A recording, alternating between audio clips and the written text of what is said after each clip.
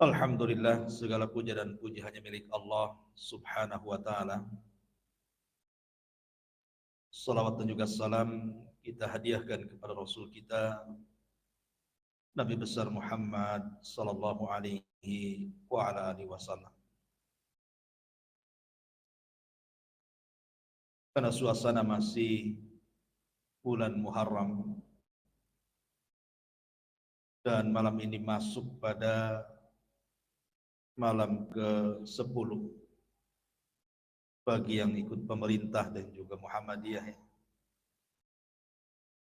Adapun dari Nahdlatul Ulama saya dengar hari Rabu.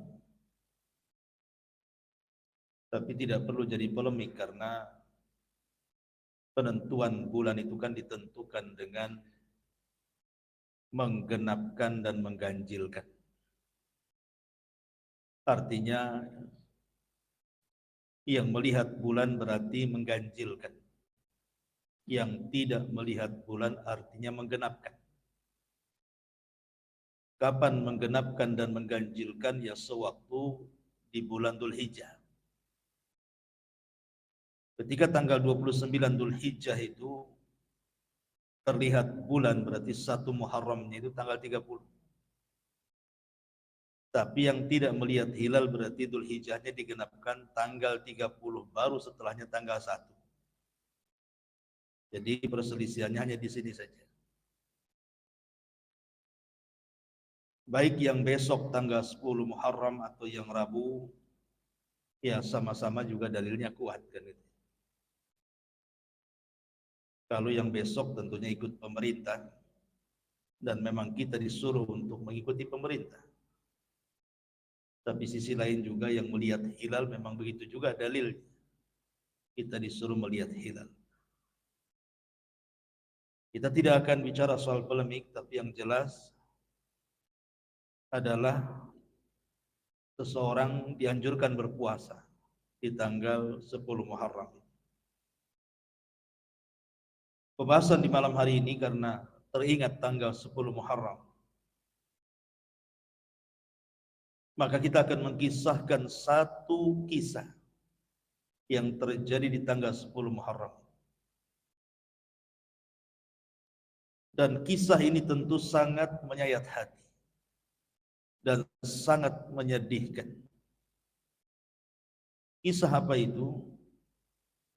Kisah syahidnya atau terbunuhnya salah satu cucu Nabi Shallallahu Alaihi Wasallam, Husain ibnu Ali radhiyallahu anhu. Bagaimana kisahnya? Inilah yang kita akan kisahkan untuk mengenang tanggal 10 Muharram. Ma'asyiral muslimin yang dimuliakan Allah Subhanahu wa taala. Tentu ketika kita mengkisahkan salah satu cicit Nabi Sallallahu Alaihi Wasallam ini karena tanda kecintaan kita kepada Ahlul Bait. Syekhul Islam Ibn Taimiyah rahimahullahu taala mengatakan, Ahlu baiti Rasulillah sallallahu alaihi wasallam lahum minal huquqi ma yajibu riayatuha. Keluarga Nabi sallallahu alaihi wasallam itu bagi mereka punya hak-hak yang wajib untuk kita perhatikan. Fa innallaha ja'ala lahum haqqan fil khumusi wal fai'i. Dan Allah Subhanahu wa taala juga menjadikan bagi mereka hak tentang pembagian harta perang atau ghanimah peperangan. Wa amara atau wa umira bis salati alaihi ma'as salati ala Rasulillah sallallahu alaihi wasallam. Dan kita diperintahkan untuk bersalawat kepada mereka keluarga Nabi sallallahu alaihi wasallam, termasuk dalamnya Husain, sebagaimana kita bersalawat kepada Nabi sallallahu alaihi wasallam. Makanya bentuk sayangnya kita kepada keluarga Nabi itu adalah dengan cara bersalawat pada setiap salat kita. Kalau kita sedang tasyahud, khususnya tasyahud akhir, salah satu salawat yang kita baca adalah salawat Ibrahimiyah. Dan dalam kandungan salawat Ibrahimiyah itu, kita menyebut Nabi SAW dan seluruh keluarganya. Allahumma salli ala Muhammad wa ala ali Muhammad. Kita bersalawat kepada Nabi SAW dan kepada keluarganya. Bahkan Imam Syafi'i rahimahullahu ta'ala sampai mengatakan, ya ala baiti Rasulillah sallallahu alaihi wasallam hubbukum fardum minallahi fil Qur'ani anzalahu. Wahai keluarga Rasul sallallahu alaihi wasallam, cintanya kita kepada kalian itu sebuah kewajiban dari Allah yang tertera dalam Al-Qur'an yang Allah turunkan. Yakfikum min azimil fakhri annakum man lam yusalli alaikum la salata lahu. Cukuplah bagi kalian dari kebanggaan terbesar yang ada bahwa orang yang tidak bersalawat kepada kalian dalam salat, maka salat seseorang tidak dianggap sah. Ini ucapan Imam Syafi'i rahimahullahu ta'ala, menunjukkan bahwa kita wajib mencintai keluarga Nabi. Terlepas dari polemik di negeri kita soal nasab, kita tidak membahas itu. Kita membahas keluarga Nabi. Karena orang-orang yang mengaku nasabnya sampai kepada Rasul bisa iya, bisa tidak. Karena untuk membuktikannya itu kan harus ada silsilah ilmiah. Harus ada pengakuan. Dan kalau mereka mengaku cucu cicit Nabi SAW, mestinya mereka adalah orang yang paling terdepan memperjuangkan sunnah Nabi SAW, yang paling berteriak untuk mengamalkan hidayah Rasul, bukan sebaliknya malah kemudian membuat cerita-cerita khurafat yang tidak ada dasarnya sama sekali. Ma'asyiral muslimin yang dimuliakan Allah Azza wa Jalla, baik kita akan bicara sedikit tentang kehidupan Husain sebelum masuk kepada tema yang kita akan bahas. Ma'asyiral muslimin yang dimuliakan Allah Subhanahu wa taala, kita tahu bahwa Husain dan juga abangnya Hasan adalah kesayangan Nabi sallallahu alaihi wasallam. Kenapa demikian? Karena kedua cucu Nabi Hasan dan Husain ini adalah pelipur lara bagi Rasul. Rasul itu kan pernah punya anak laki-laki. Dia pernah punya anak Qasim, tapi meninggal di waktu bayi. Kemudian punya anak lagi setelah diangkatnya jadi Nabi, namanya Abdullah, tapi juga meninggal dunia. Di waktu bayi juga. Kemudian setelah di usia senjanya, di usia tuanya, mendekati kematiannya, Allah takdirkan punya anak juga. Tapi bukan dari Khadijah, tapi dari budaknya Maria Kibtiyah. Kemudian diberi nama Ibrahim. Tapi sayang usia 1 tahun 8 bulan lagi lucu-lucunya juga meninggal dunia. Dan yang sangat menyesakkan dada Nabi SAW adalah kematian Ibrahim. Sampai Abdurrahman ibn Auf radhiyallahu anhu mengatakan, "Wa ma yubkika ya Rasulullah?" Rasul, kenapa engkau menangis saat kematian Ibrahim? Maka Nabi SAW mengatakan, "Ya Abdurrahman, innal aina la tadma wa innal qalba la tahzan wa inna bi firaqika ya Ibrahim la mahzunun wa ma naqulu illa ma yarda rabbuna." Bagaimana aku tidak menangis wahai Abdurrahman, sementara mata ini bisa mengeluarkan air mata dan hati ini bisa bersedih, sementara perpisahan aku dengan Ibrahim ini sungguh menyesakkan dada, tapi aku berusaha untuk tidak mengucapkan sesuatu kecuali apa yang Allah ridhoi saja. Artinya bahwa kematian putra-putra Rasul ini menyesakkan dada Nabi SAW. Dan ingat, anak laki-laki di zaman itu bagaikan emas yang luar biasa. Tapi sebaliknya anak-anak perempuan di zaman jahiliyah itu tidak ada harganya. Makanya sebagian mereka apabila dihabar gembirakan tentang kelahiran anak perempuan, sebagian mereka mengubur hidup-hidup karena malu. Tapi kalau yang lahir anak laki-laki itu kebanggaan luar biasa. Itu di zaman jahiliyah. Sehingga wajar kalau Nabi SAW sangat sesak dadanya ketika kematian putra terakhir beliau Ibrahim. Tapi Allah Subhanahu wa taala ganti kesedihan dengan kebahagiaan dengan lahirnya cucu beliau dari Fatimah, Hasan, Husain dan Muhsin. Tapi Muhsin sayang meninggal di waktu kecil, sehingga tinggal Hasan dan Husain saja. Dari kedua cucu Rasul inilah keturunannya sampai hari ini, bahkan sampai kiamat dibangkitkan akan senantiasa ada. Ma'asyiral muslimin yang dimuliakan Allah Subhanahu wa taala. Ketika Hasan lahir atau Husain lahir, dua-duanya lahir, kita tahu bahwa yang memberi nama Hasan dan Husain dan Muhsin juga adalah Nabi.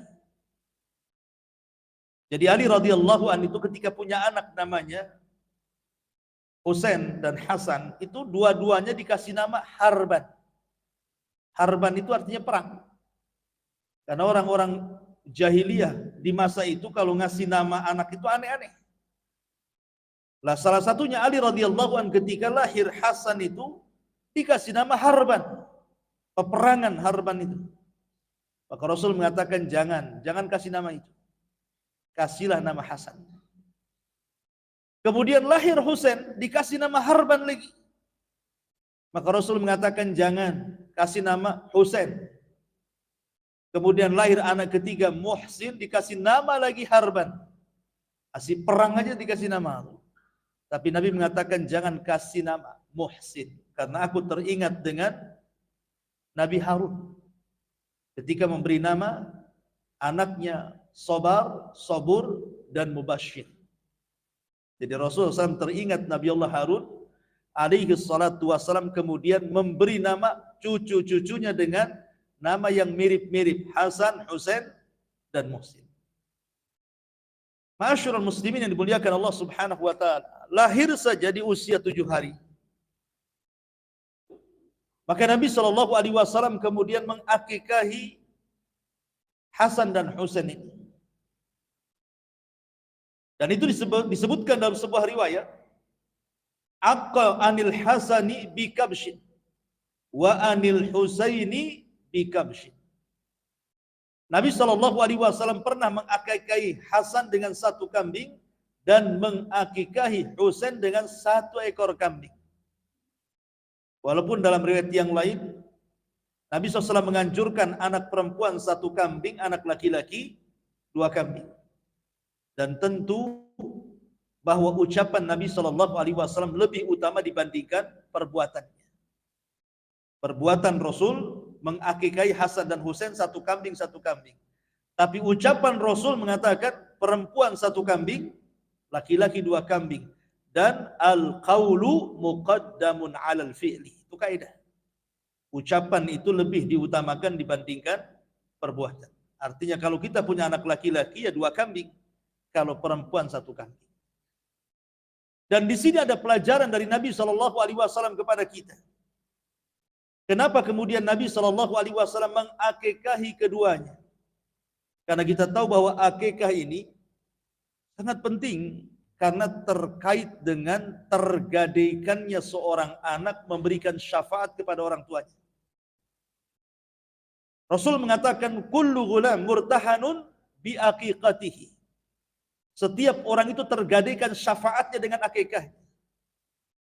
Jadi Nabi SAW tidak mau Hasan dan Husain ini terhalang untuk memberikan syafaat kepada kedua orang tuanya. Makanya Nabi mengakikahi keduanya. Dan ini pelajaran bagi kita, kalau kita memiliki kesanggupan, akikahi anak kita. Supaya tidak terhalang syafaat mereka dengan kita. Ma'asyiral muslimin yang dimuliakan Allah Subhanahu wa ta'ala. Adapun masa kanak-kanak Hasan dan Husain, ya samalah dengan kita juga. Artinya tidak ada yang berbeda. Sebagaimana anak-anak yang bermain, ya jalan, ya lari, menangis, tertawa, itulah Hasan dan Husain layaknya anak-anak yang lain. Cuman bedanya tentu dia memiliki nasab yang luar biasa yang kita tidak punya. Bagaimana tidak agungnya Husain ini dan juga abangnya Hasan. Pertama, ibundanya Fatimah. Siapa yang tidak kenal Fatimah? Fatimah adalah satu dari empat wanita terbaik dunia. Yang disabdakan Nabi SAW, kamu la minar rijali katsirun walam yakmul minan nisa illa arbah. Laki-laki sempurna itu banyak, tapi perempuan sempurna itu tidak banyak kecuali hanya 4 orang. Kemudian Rasul menyebutkan dari zaman ke zaman, pertama Asia bintu Muzahim, istri daripada Fir'aun. Kemudian yang kedua Maryam bintu Imran, ibunda Isa bin Maryam. Kemudian yang ketiga Khadijah bintu Khuwailid, istri Nabi SAW, dan yang terakhir Fatimah, putri Nabi SAW. Jadi Husain memiliki ibunda satu di antara 4 wanita terbaik dunia. Dan ingat, ibunda Husain, Fatimah, kelak di sorga akan menjadi pemimpin para wanita. Itu dari segi ibunya. Sekarang ayahnya Ali bin Abi Thalib radhiyallahu anhu. Siapa yang tidak kenal Ali bin Abi Thalib? Satu di antara khulafaur rasyidin yang keempat setelah Abu Bakar, Umar, Utsman, kemudian Ali. Satu di antara 10 sahabat yang disebutkan satu redaksi hadis al-mubashshiruna bil jannah, orang-orang yang dijanjikan masuk surga. Dan Ali radhiyallahu anhu adalah ibnu ammi Nabi SAW. Dia putra daripada pamannya Rasul, artinya sepupu dengan Nabi. Dan Ali radhiyallahu anhu juga anak angkat Nabi SAW. Ma'asyiral muslimin yang dimuliakan Allah Subhanahu wa taala. Adapun kakeknya Sayyidu al-Anbiya, pemimpinnya para nabi. Adapun neneknya Khadijah, satu di antara 4 wanita terbaik dunia. Adapun dia sendiri Hasan dan Husain, Husain sendiri adalah pemimpin kita kelak pada hari kalau Allah takdirkan kita masuk surga. Karena Rasul mengatakan, Sayyida syababi ahlil jannah. Hasan dan Husain itu akan menjadi pemimpin para pemuda di surga. Jadi nasab mana lagi yang bisa menandingi Husain ini dan juga abangnya Hasan. Ma'asyiral muslimin yang dimuliakan Allah Subhanahu wa taala. Adapun sifat-sifatnya, Hasan dan Husain ini sangat mirip dengan Nabi SAW. Dijelaskan oleh Ali sendiri, Kanal Hasanu ashbahun nas bi Rasulillah SAW min jihati min wajhihi ila surratihi. Wa kanal Husain ashbahun nas bi Rasulillah sallallahu alaihi wasallam min ma asfala min dzalik. Kata Ali radhiyallahu anhu, adapun Hasan itu dari pusar ke atas itu persis dengan Nabi. Adapun Husain dari pusar ke bawah. Jadi kalau seandainya kedua manusia ini dikumpulkan, maka itulah Nabi sallallahu alaihi wasallam. Karena Ali mengatakan Hasan lebih mirip dengan Rasul dari pusar ke atas, Husain lebih mirip dengan Rasul dari pusar ke bawah. Ma'asyiral muslimin yang dimuliakan Allah Subhanahu wa taala. Itulah Hasan dan juga Husain. Saking cintanya Nabi SAW dengan kedua cucunya ini. Satu hari Nabi SAW sedang berkhutbah, khutbah Jumat lagi. Kemudian Hasan dan Husain masih kecil ini, biasa namanya anak laki-laki, apalagi anak kecil kan lari sana lari sini. Ketika melihat cucunya lari-lari, maka Nabi SAW sampai turun mimbar. Kemudian menangkap kedua cucunya, kemudian menggendongnya, naik lagi ke atas mimbar. Kemudian melanjutkan ceramahnya dan ditutup dengan innama amwalukum wa auladukum fitnah. Sesungguhnya harta kalian dan anak keturunan kalian juga bisa menjadi fitnah. Termasuk aku, kata Nabi SAW. Aku tidak puasa dengan kedua cucuku ini. Makanya Nabi SAW kalau sedang sholat itu, terkadang Hasan Husain itu naik di punggung Nabi. Karena sayangnya Nabi SAW sengaja melamakan sujudnya itu. sehingga para sahabat menyangka ada turun wahyu kepada Nabi SAW karena saking lamanya sujudnya. Tapi Rasul menjelaskan tidak, karena di punggungku ada kedua cucuku. Biarkan dia turun baru aku bangkit dari sujud. Begitulah kecintaan Nabi SAW. Sampai Nabi SAW apabila sakit Hasan dan Husain itu, Nabi berusaha untuk meruqyahnya. Diruqyah oleh Nabi SAW. Sebagaimana hadis yang masyhur, di mana Nabi SAW meruqyah keduanya dan mengatakan, A'udzu bikalimatillahi tammati min syaitanin wahammah. Aku berlindung dengan kalimat-kalimat Allah, Al-Quran maksudnya, dari setan-setan yang jahat yang akan menguasai kedua cucuku ini. Begitulah perhatian Nabi SAW kepada Hasan dan juga Husain. Ma'asyiral muslimin yang dimuliakan Allah Azza wa Jalla. Ketika Nabi SAW sedang menggendong Hasan dan Husain ini, maksudnya di bahunya. Kemudian ada seorang sahabat nyeletuk dan mengatakan, Rasul, apakah engkau mencintai keduanya? Maka Nabi SAW dalam hadis Abu Hurairah mengatakan, Allahumma inni uhibbuhu fa'ahibbahu. Ya Allah, aku sangat mencintai dia, maka cintailah dia. Wa ahbib man yuhibbuhu, dan cintai siapapun yang mencintai dia. Lihat, Rasul sedang menggendong Husain, meminta kepada Allah, ya Allah, aku sangat mencintai dia, tolonglah cintai juga dia, dan cintai siapapun yang mencintai dia. Artinya kalau kita mencintai Husain, berarti masuk dalam doa ini, kita akan mendapatkan kecintaan Allah Subhanahu wa taala dari doa Nabi SAW. Bahkan hadis mengatakan, man ahabbahuma faqad ahabbani wa man abghadahuma faqad abghadani. Siapapun yang mencintai keduanya, maka dia telah mencintai aku, kata Rasul, dan siapapun yang membenci keduanya, maka dia telah membenci aku, kata Rasul. Lihat bagaimana Nabi SAW sangat keras sekali kepada para pembenci Hasan dan Husain. Sampai-sampai ada seorang sahabat namanya Aqra ibn Habis radhiyallahu anhu. Dia punya anak 10. Nabi SAW ketika itu menggendong Hasan dan Husain kemudian mencium keduanya. Aqra ibn Habis ini kaget, karena dia tidak pernah mencium anak-anaknya, sehingga dia mengatakan kepada Rasulullah, ya Rasulullah, kenapa engkau mencium keduanya? Maka Nabi SAW mengatakan, berapa putramu? 10. Pernah kau cium putra-putramu dan putri-putrimu? Tidak, katanya. Maka Rasul mengatakan, ciumlah putra-putrimu, karena kalau engkau tidak menciumnya, maka hampir-hampir rahmat akan dicabut dalam jiwamu. Maka Rasul mengatakan, irhamu man fil ardi sayarhamukum man fis sama. Sayangi orang yang di bumi, maka yang di langit akan sayang kepadamu. Dan banyak lagi tentang keutamaan Husain dan juga abangnya Hasan radhiyallahu anhu. Ketika Nabi SAW meninggal dunia, ketika itu khalifah jatuh kepada Abu Bakar Siddiq radhiyallahu anhu. Dan Abu Bakar Siddiq radhiyallahu anhu di zamannya itu sangat menyayangi kedua cucu Nabi ini.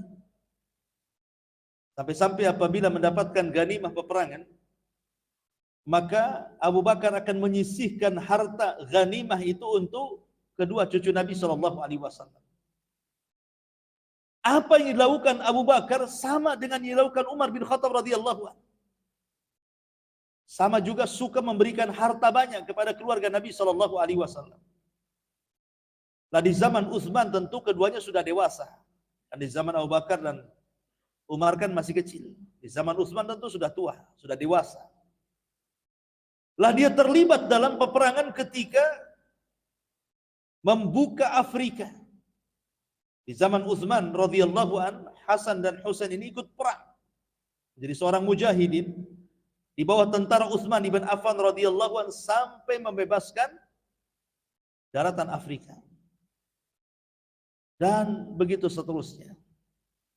Tetapi ketika kemudian Ali radhiyallahu anhu ayahnya berkuasa, kemudian Allah takdirkan Ali meninggal dunia di tangan Abdurrahman ibn Mulzam, secara otomatis kekuasaan jatuh kepada Hasan. Tapi Hasan itu tidak lama berkuasa. Menjadi Khalifah Ar-Rashidah ini hanya 6 bulan. Karena setelah Hasan berkuasa, rupanya pasukan Ali radhiyallahu an bangkit kembali. Dan pasukan Muawiyah bangkit kembali, kemudian hendak berperang. Karena kan sebelumnya, bapaknya dengan Muawiyah itu ada konflik. Konflik tentang terbunuhnya Utsman. Jadi Utsman ketika terbunuh oleh kelompok Sabaiyah itu, 5.000 anak muda yang tergabung dari anak-anak muda Kufah, anak-anak muda Mesir, anak-anak muda Basrah, akhirnya mereka pun datang ke Madinah di musim haji dengan terakhir melakukan pembunuhan dengan cara sadis kepada Utsman.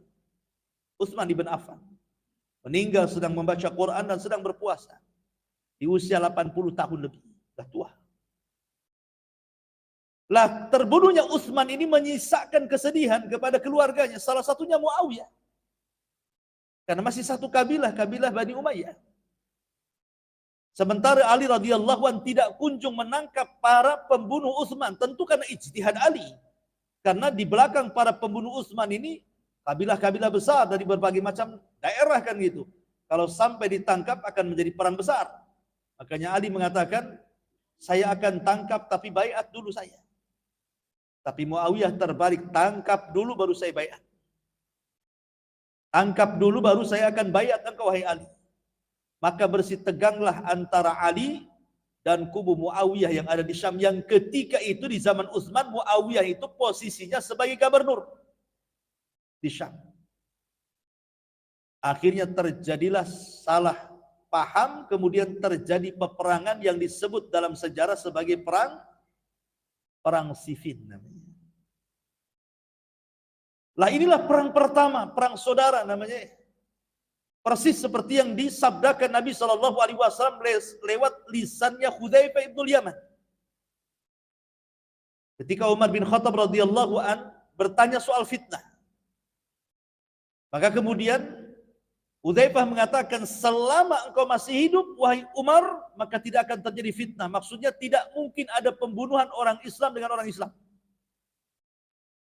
Tetapi kalau engkau meninggal wahai Umar, maka pintu fitnah akan terbuka. Betul, setelah Umar meninggal, kemudian era kekuasaan Utsman, disinilah terjadi perang saudara sampai Utsman pun dibunuh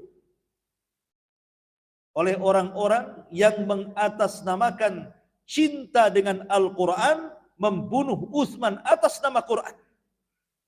Padahal Utsman adalah ahli Quran. Ma'asyiral muslimin yang dimuliakan Allah Azza wa Jalla. Makanya setelah perang Siffin ini terjadi perdamaian. Kemudian terjadi perdamaian ini, keluar satu kelompok yang kemudian melembaga sampai hari ini yang disebut dengan Khawarij. Lah dari tengah-tengah Khawarij inilah muncul seorang laki-laki yang hafal Quran, namanya Abdurrahman ibn Mulzam.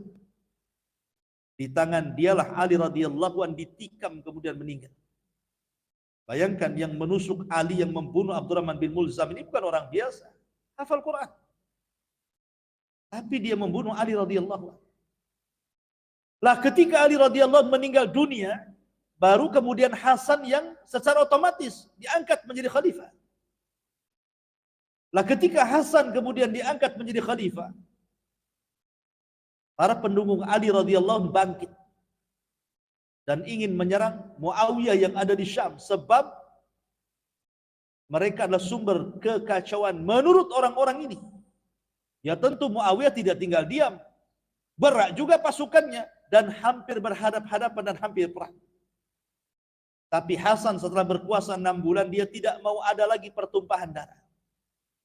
Akhirnya dia dari Madinah datang ke Kufah, kemudian dari Kufah datang ke Syam, kepada Muawiyah bin Abi Sufyan, dan mengatakan, ya Muawiyah, aku lepas sebagai pemimpin kaum muslimin, kuserahkan kepemimpinanku kepadamu. Maka kemudian Hasan pun menyerahkan kepemimpinan kepada Muawiyah bin Abi Sufyan. Dari sini terjadi pergeseran antara Khulafaur Rasyidin menjadi mulkun wa rahmah. Karena Khulafaur Rasyidin itu cuma 30 tahun saja berdirinya. Dari Abu Bakar, Umar, Utsman, Ali, Hasan, itu cuma 30 tahun saja. Berdasarkan sabda Nabi, bahwa kekhilafahan di atas kenabian itu hanya 30 tahun saja. Ditutup dengan Hasan 6 bulan. Setelah itu akan bergeser menjadi mulkun wa rahmah. Kerajaan demi kerajaan. Dan kerajaan yang pertama kali adalah kerajaan yang diasas oleh Muawiyah. Yang kemudian kerajaannya disebut Bani Umayyah. Nanti Bani Umayyah tumbang juga tuh oleh Bani Abbasiyah. Nanti Bani Abbasiyah tumbang lagi sampai yang terakhir kepada Bani Utsmaniyah atau dikenal dengan Turki Utsmani. Yang kemudian runtuh dalam peperangan dunia pertama. Yang sejak itu sudah tidak ada lagi kerajaan karena orang-orang barat memecah Islam terutama di Timur Tengah. Jadi negara-negara sampai hari ini. Ma'asyiral muslimin yang dimuliakan Allah Azza wa Jalla, yang ingin saya ceritakan adalah ketika Muawiyah bin Abi Sufyan berkuasa, memang tidak ada keributan, bahkan penyerahan kekuasaan Hasan kepada Muawiyah itu tahun penyerahannya disebut Amul Jamaah, tahun persatuan, tahun perdamaian, tidak ada lagi peperangan. Persis seperti sabda Nabi SAW kepada Husain dan Hasan ketika ada di pelukannya. Kata Nabi, salah satu dari cucuku ini katanya akan mendamaikan dua kekuatan yang hendak berperang. Rupanya sedekah Rasulullah. Rupanya dari dua cucu yang mendamaikan dua peperangan yang akan bertempur itu adalah Hasan. Persis seperti sabda Nabi SAW. Akhirnya kemudian kubu daripada Hasan pun bergabung dengan kubu Muawiyah, maka menyatulah kaum muslimin di zaman Muawiyah. Bahkan Hasan dan Husain terlibat juga dalam peperangan bersama Muawiyah ketika membebaskan Konstantinopel. Memang betul-betul bersatu kaum muslimin di zaman itu. Tetapi memang Allah takdirkan berbeda. Ketika Muawiyah meninggal dunia, Muawiyah tidak membentuk Dewan Syura sebelum meninggal untuk menggantikan posisinya. Harusnya Muawiyah itu seperti Umar, membuat Dewan Syura. Yang Dewan Syura ini nanti akan memilih kira-kira siapa yang pantas menggantikan Muawiyah. Tapi Muawiyah mengesampingkan itu semua, langsung menunjuk putranya Yazid untuk memegang tahta setelah kematiannya. Ini yang jadi polemik. Inilah terjadinya fitnah. Sejarah Husain terbunuh itu dari sini mulai. Di mana Muawiyah entah karena urusan politik langsung memilih putranya Yazid, dan ingat Muawiyah tidak punya anak kecuali Yazid. Kenapa alasannya? Karena kita tahu bahwa ketika Abdurrahman ibn Mulzam dengan kawan-kawannya hendak membunuh Ali itu, mereka rapat di Mekah. Mereka menyasar kepada 3 sahabat yang akan mereka bunuh dalam satu malam. Pertama Ali radhiyallahu an, yang kemudian Amr bin As, kemudian Muawiyah bin Abi Sufyan. Itu target Khawarij. Adapun kemudian Ali berhasil mereka bunuh di tangan Abdurrahman ibn Mulzam. Adapun Amr ibn As lolos dari pembunuhan karena ketika itu dia sedang sakit. Sementara sebagai ganti mengimami sholat subuh, dia ganti orang lain. Orang yang gantinya itu yang dibunuh. Sementara Muawiyah sempat berkelahi, kemudian terluka. Dan lukanya kata dokter tidak bisa disembuhkan. Artinya dia tidak akan punya anak lagi. Sembuh tapi tidak punya anak lagi kecuali Yazid. Putranya itu Yazid bin Muawiyah. Lah Yazid bin Muawiyah ini tiba-tiba ditunjuk langsung. Harusnya Muawiyah itu membuat Dewan Syura. Kenapa? Karena banyak sahabat yang masih hidup, sementara Yazid itu bukan sahabat. Dia tabi'in. Karena di zaman itu masih ada sahabat-sahabat senior yang masih hidup. Ada Abdullah ibn Umar masih hidup, ada Anas ibn Malik masih hidup, ada Abdullah ibn Zubair masih hidup, termasuk Husain masih hidup. Dan Husain terbaik. Harusnya Muawiyah meninggal, Husainlah menjadi pemimpin setelahnya.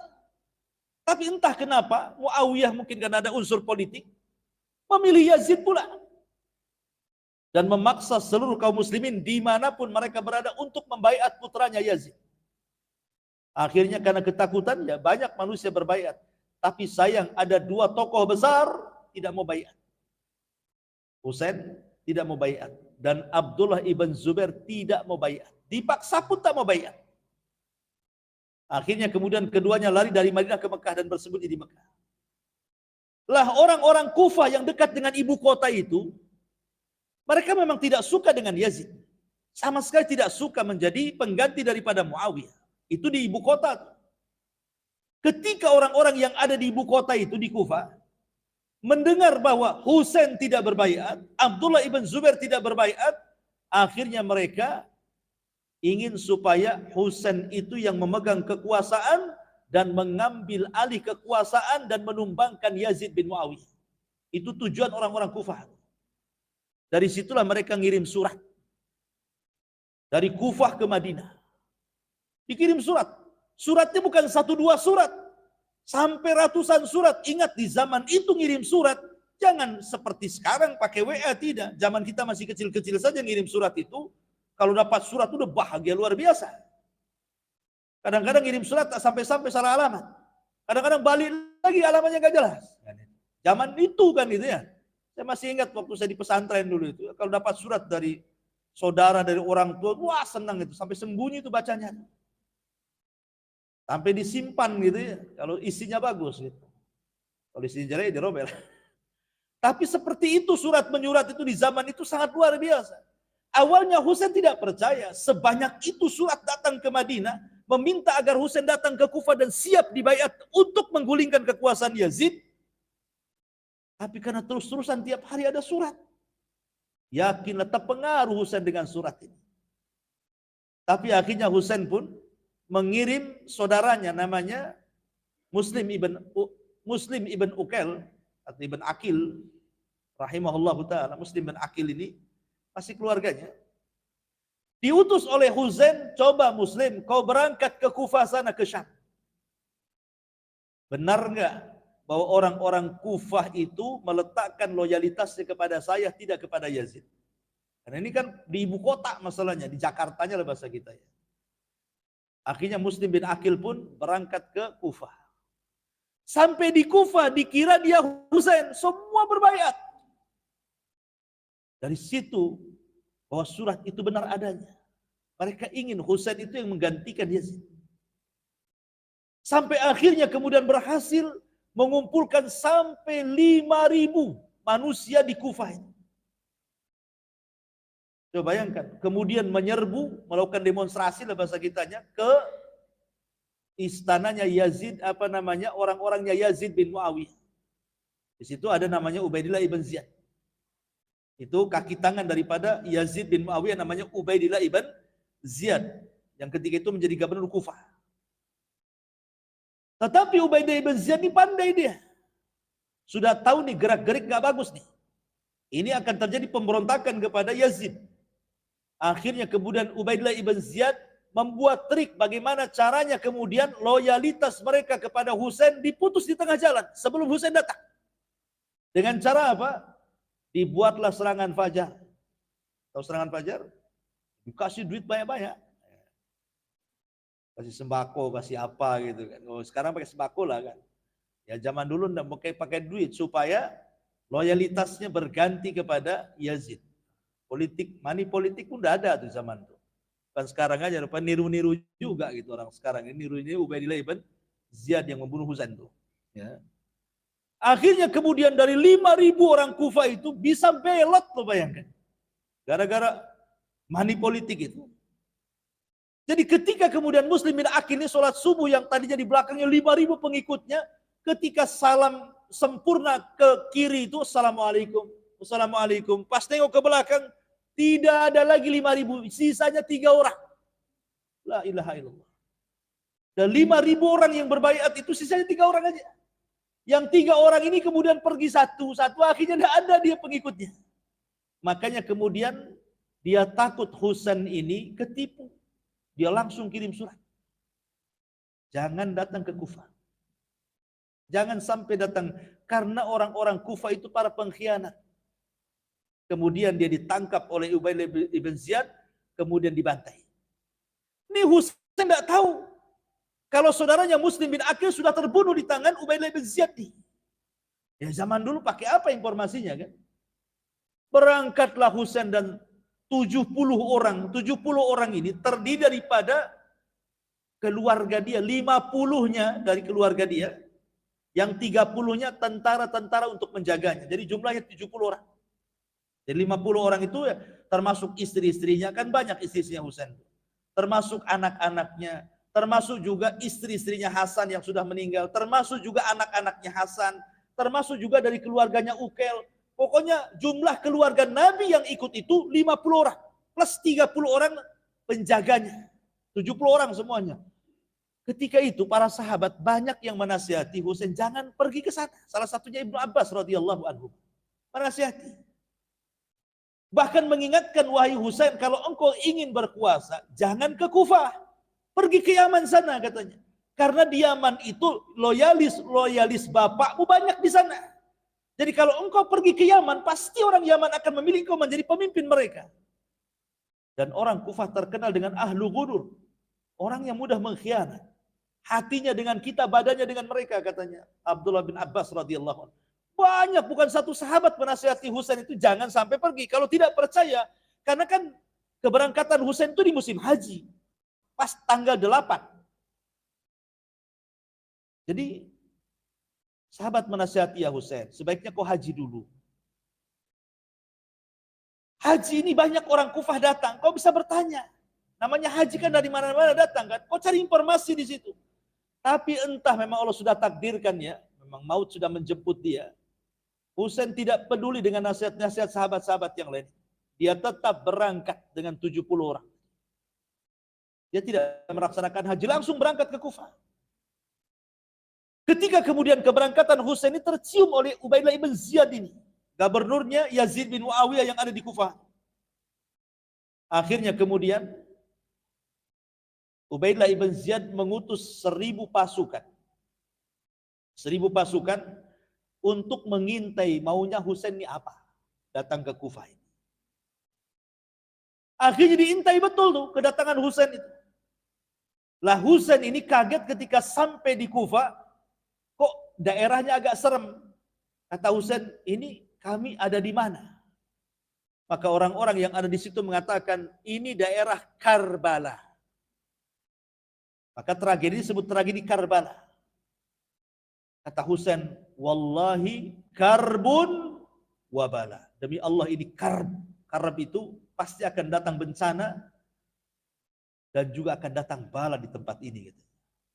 Jadi nama saja itu jadi kepikiran jadinya kan. Karbun wabala disingkat jadi Karbala. Di Irak sana.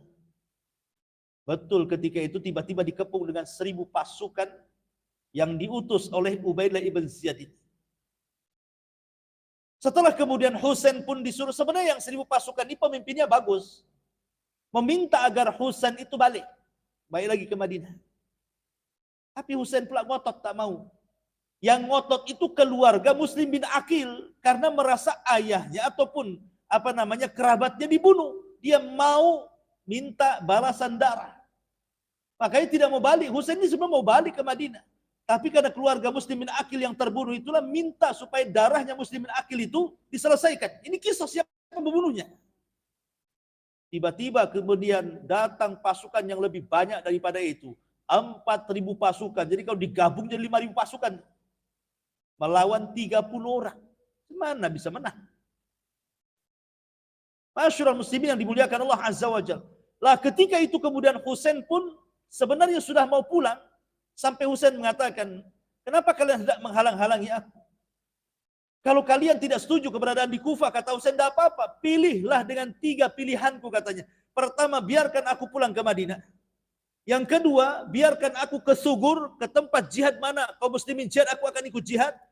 Atau biarkan aku berangkat menemui Khalifah Yazid bin Muawiyah, aku ingin berunding dengan dia. Tapi Ubaidillah ibn Ziyad ketika itu menolak. Oh, enggak bisa. Ini kekuasaanku di sini. Aku gubernurnya. Kamu harus ikut aku. Akhirnya entah siapa yang memulai. Akhirnya malam itu tepat pada tanggal 9 Muharram. Maka Husain itu sudah merasakan hal-hal yang tidak enak. Makanya malam itu dia habiskan dengan qiyamul lail, dengan membaca Quran. Dan seluruh pasukannya, keluarganya disuruh malam itu begadang salat malam, meminta fatwa kepada Allah Subhanahu wa taala. Tapi memang Allah takdirkan keesokan harinya tepat di tanggal 10 Muharramnya, yang 5.000 pasukan ini adalah beberapa yang membelot dan membela Husain ini, tapi tidak seimbang. Tetap saja terjadi peperangan yang jomplang, tidak seimbang. 5.000 melawan 30 orang. Siapa yang bisa menang? Yang 70 orang ini pun di situ banyak wanitanya, tidak ikut perang, banyak anak-anaknya. Sehingga akhirnya semua putra-putra Husain tidak ada yang selamat dalam peperangan ini. Semua meninggal. Kecuali satu orang. Namanya Husain ibnu Ali ibnu Husain ibnu Abi Talib, atau kuliahnya dikenal Zainul Abidin. Itu satu-satunya putra Husain yang selamat tuh. Zainul Abidin, Husain ibn Ali. Karena ketika itu dia sedang sakit di tenda. Dia tidak bisa ikut perang. Berdiri pun tidak bisa, dijaga oleh bibinya Zainab. Ketika Husain ini sedang berperang berkecamuk, dia mengisyaratkan kepada Zainab untuk membawa lari putranya. Biar ada satulah yang hidup yang menjadi penerus keturunannya. Zainab inilah yang menyelamatkan satu-satunya putra Husain dalam Karbala ini. Dan dia selamat. Makanya siapapun yang mengaku keturunan Nabi SAW dari jalur Husain harus melewati Zainul Abidin, Husain ibn Ali ibn Abi Talib. Kalau tidak, maka Anda ngaku-ngaku saja turunan Husain. Adapun Hasan itu yang hidup cuma 2 anaknya. Karena waktu itu kan masih kecil dan sakit, tidak ikut berangkat di Madinah. Makanya selamat dia. Jadi jalur dari Hasan itu 2 anak putranya, jalur dari Husain itu 1 anak putranya. Dari sinilah berkembang cucu cicit Nabi SAW. Tapi yang jelas bahwa tepat di tanggal 10 Muharram ini, disitulah terjadi tragedi yang sangat menyedihkan, di mana Husain dibantai, sehingga pembantaian ini menjadikan kepala dan badan Husain entah berantah di mana, karena terputus kepalanya. Sehingga menjadi polemik para ulama, di mana kuburan kepalanya Husain itu. Ada yang mengatakan di Kufah, ada yang mengatakan di Basrah, ada yang mengatakan di Syam, ada yang mengatakan di Mesir. Bahkan Syekhul Islam Ibnu Taimiyah rahimahullahu taala menguatkan bahwa kepalanya Husain dikubur di Madinah. Adapun jasadnya entah yang mana satu. Karena banyak bergelimpangan jasad kan. Yang jadi masalah kepalanya ini, coba dikubur tanpa badan. Bagaimana kita tidak sedih, tidak menangis gitu ya, kalau seandainya pembunuhan sesadis ini kepada cucu Nabi SAW. Luar biasa ini sadisnya orang-orang Kufah Ubaidillah ibn Ziyad ini.